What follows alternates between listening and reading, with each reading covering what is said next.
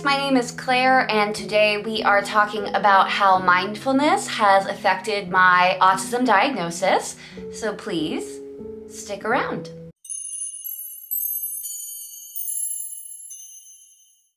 Hi friends, my name is Claire and this is my channel, Woodshed Theory.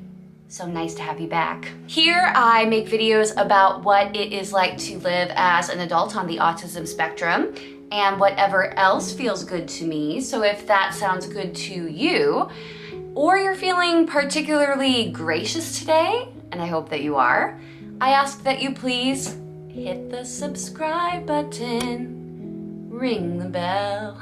I am trying to get to 1,000 subscribers and we are well on our way, folks. And I just want to say thank you. I really appreciate it. We've had a lot of people coming back every video in the comments and I can't tell you how much that means to me, so thank you so much. Did I mention I put out videos 3 times a week? If you have ever been to any kind of therapy before, you are allowed to roll your eyes when I say mindfulness. Are you ready?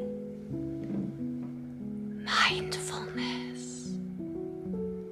But seriously, friends, if I had to pick one thing that has impacted me in a positive way since my diagnosis, I would have to say it is the practice of mindfulness.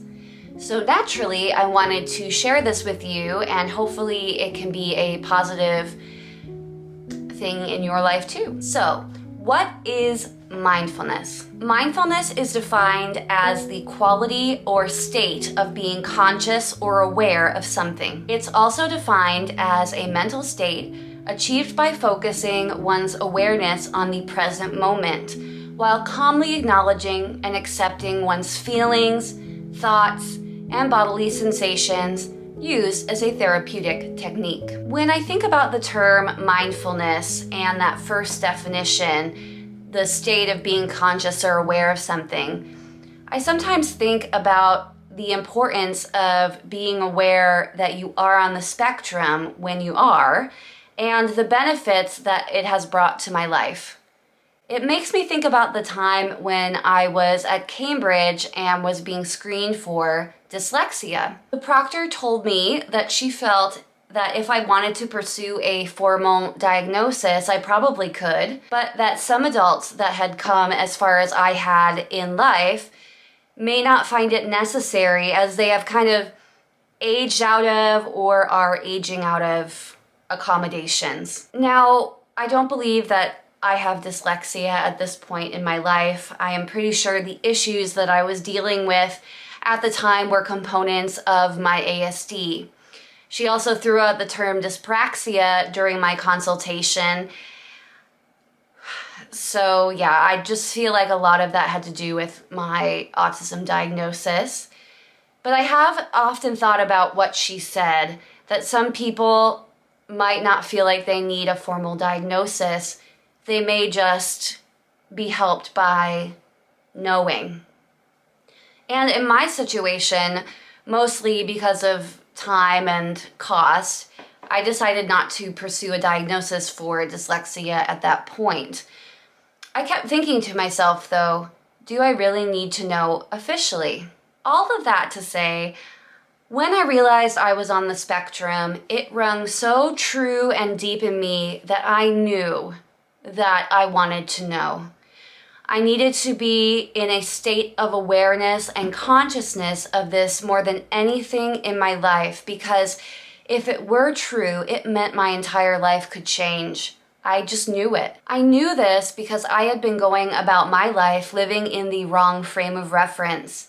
I had been living as a neurodiverse person trying to be a neurotypical person, and I had no earthly clue that that was the case. I felt strange, odd, out of place, like a constant failure, like a bad friend, like I didn't fit, like I was not in control of my own emotions or thoughts or feelings, like I couldn't control the way that I acted or responded to things. I felt like I was on the ride of life and it was never going to slow down and it was never going to get better. I was just going to have to keep treading water until I died of old age or got taken out some other way. And to be honest, that idea brought me some sense of relief, because living in this I don't get this, I don't fit existence was very uncomfortable and exhausting to me. I was masking constantly, slowly becoming less of myself and yet more acceptable to what society wanted from me, and it was just draining the life from me. I just kept trusting that if I did everything the other neurotypicals were doing, somehow things would work out. Have you ever felt like this? If you have, I'd love to hear about it in the comments, because you are not alone in the autistic community and we'd all love to hear your perspective. Learning that I was on the spectrum was a whole awakening for me. I wish it was quick for me, but it did take a few months of getting over the initial shock and panic. Again, I had zero idea, but wow, is it amazing to know. I know that the ASD diagnosis is the fit for me, and it has been really freeing, just such a relief. Part of the reason that it's so freeing is that I'm finally able to put my entire life into the correct context. That is, I am on the spectrum, and in this way I can be mindful about my autism. I can live in awareness of my autism and model my life around what works best for me.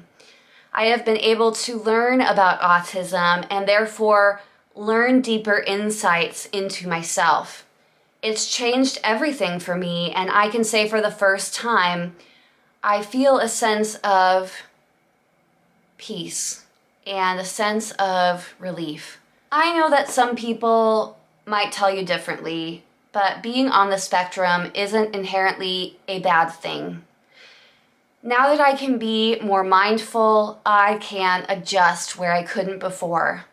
Because I know I am neurodiverse, I can really take that step back and achieve a state of mindfulness by focusing my awareness on the present moment and calmly acknowledging and accepting my thoughts, feelings, bodily sensations, and using that as a therapeutic technique. I finally feel in control of my own life, and that is a big deal. Just a few examples of what that will look like in my real life.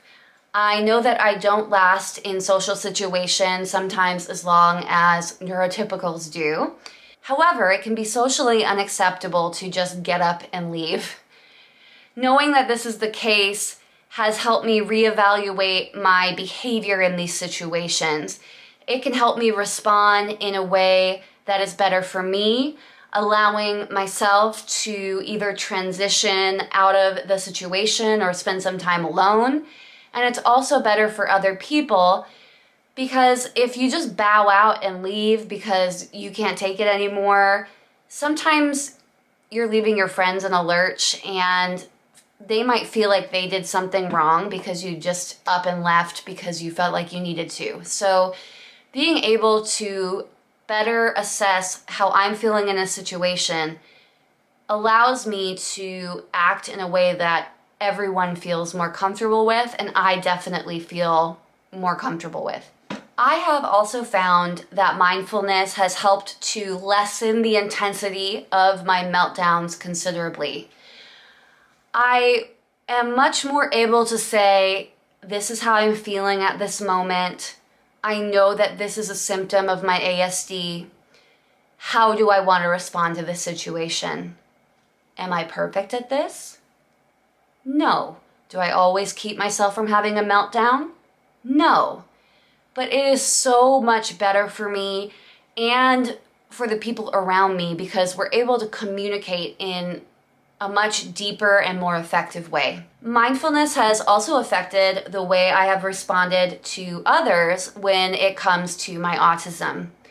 I feel that I used to be very critical of other people because I was very focused on what was right or perfect to me and what made me feel comfortable. Mindfulness about my autism has allowed me to consider the feelings of others who are not on the spectrum and consider what they might need in a situation and change my behavior accordingly. Now, it might sound like I keep focusing on others, and I definitely don't want to make it seem like others are the focus here, but just my relationship with myself and my relationship with other people is so much more fulfilling and so much more calm because I know that I am ASD and because I can be mindful of it. Now, I'm not saying that being self-aware and mindful has fixed everything for me. I'm not saying that autism is a thing that should be fixed. I am saying that mindfulness has allowed me to live a happier, less stressed life because of the knowledge that I'm on the spectrum. And I get to choose how I respond to that. I don't think autistic people are broken and need to be fixed. I don't think that they need to be cured. I'm just saying I'm able to manage some of my more outwardly negative symptoms in a much better way by practicing mindfulness. Negative to me. I hope I'm making sense. I know it's kind of a amalgamous topic. So what about you? Have you considered using mindfulness to monitor how ASD affects your life? Perhaps you already do it, but you don't use the word mindfulness. Maybe you use the word self-reflection or another term.